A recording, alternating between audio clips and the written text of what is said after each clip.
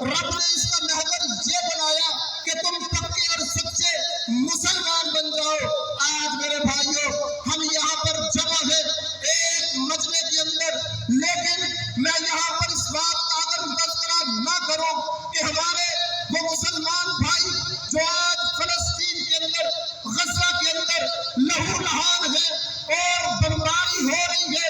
اور پھر ایسے موقع کے اوپر ان کا صبر و استقامت دیکھیے، ہمارا صبر و استقامت ان کے سامنے زیر ہو جاتا ہے۔ وہ دیکھیے کہ رمضان مبارک کے روزے بھی رکھتے تھے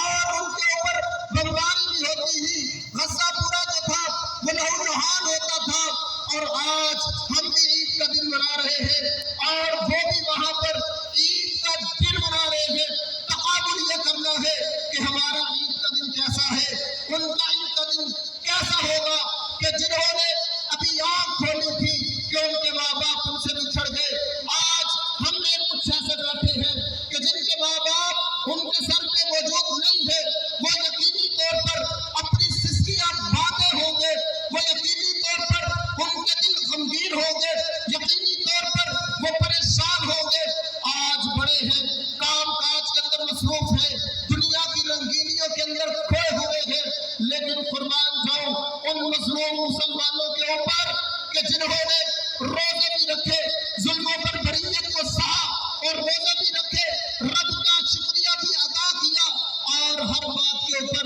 اللہ کا شکر ادا کرتے رہے۔ آج ان کا وہ صبر و استقلال، ان کا وہ صبر و ہمت ہمارے لیے ایک سبق بن جاتا ہے، کیونکہ اللہ رب العالمین نے قرآن مجید کے اندر بھی بیان کیا وَلَنَبْلُوَنَّكُمْ بِشَيْءٍ مِّنَ الْخَوْفِ وَالْجُوعِ وَنَقْصٍ مِّنَ الْأَمْوَالِ وَالْأَنفُسِ۔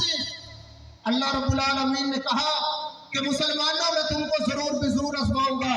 آزمائش اس وجہ سے ہے کہ کون میری آزمائش کے اوپر پورا اترتا ہے۔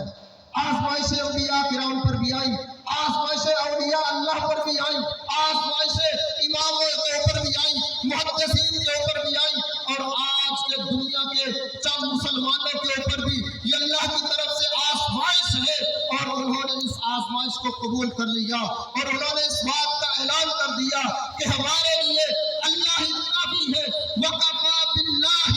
حَسِيبًا۔ ہم اللہ سے اس کی امید رکھتے ہیں، ہم اللہ سے اس کے بدلے کا گمان رکھتے ہیں۔ اللہ اکبر کبیرہ، وہ منظر بھی میرے سامنے ہے کہ پھٹے پھٹے لاشیں ہیں، اور ایک عورت اپنے ایک ہاتھ کے اندر اپنے بچے کو اٹھائے ہوئے اور اپنے پہلو کے اندر اس کا شوہر شہید لیٹا ہوا، وہ آنسو بہا رہی ہے، کوئی گلہ نہیں کر رہی، کوئی شکوہ نہیں کر رہی، اور وہ یہ بات اس بات کا اعلان کر رہی ہے کہ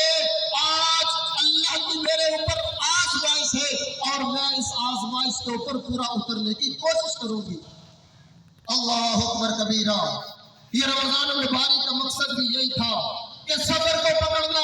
صبر کے دامن کو پکڑنا، استقلال پیدا کرنا، استقامت پیدا کرنا، کیونکہ انسان جب سارا دن روزہ رکھتا ہے، سارا دن اپنی پیاس کو چھوڑ دیتا ہے، اپنے کھانے کو چھوڑ دیتا ہے، لیکن کس وجہ سے؟ کیونکہ اللہ کا یہ حکم ہے، اور اللہ کے حکم کو مان کے میں نہ کچھ کھاؤں گا نہ میں کچھ پیوں گا جب تک کہ افطار کا وقت نہیں ہو جاتا، اور سارا دن وہ بھوک اور پیاس برداشت کرتا ہے۔ کس وجہ سے؟ کیونکہ یہ اللہ کا حکم ہے، اور اس کے اوپر صبر کرنا، اور پھر صبر کے اوپر اللہ کا انعام ملنا، یہ اللہ کا بدلہ ملنا۔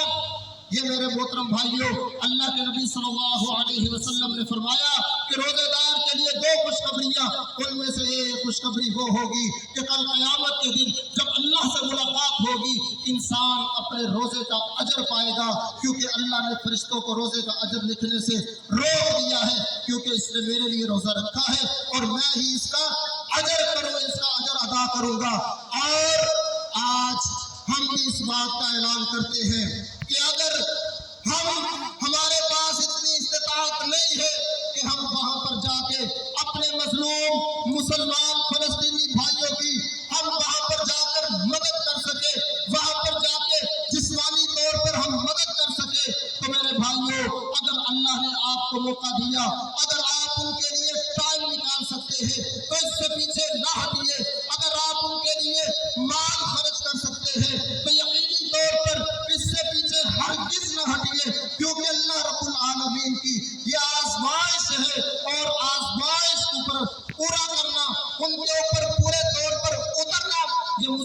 جلالہ کی صفات کے اندر شامل ہے۔ اللہ رب العالمین سے دعا ہے کہ اللہ رب العالمین ہم نے یہ جو ماہ مبارک گزارا ہے، اللہ رب العالمین اس ماہ مبارک کے اندر کی ہوئی نعمت عبادتوں کو اپنی بارگاہ کے اندر قبول و منظور فرمائے۔ اللہ ہمارے روزوں کو اپنی بارگاہ کے اندر قبول و منظور فرمائے۔ اللہ رب العالمین جن بھائیوں نے اعتکاف کیا، اللہ ان کے اعتکاف کو قبول و منظور فرمائے۔ وآخر دعوانا ان الحمد للہ رب العالمین۔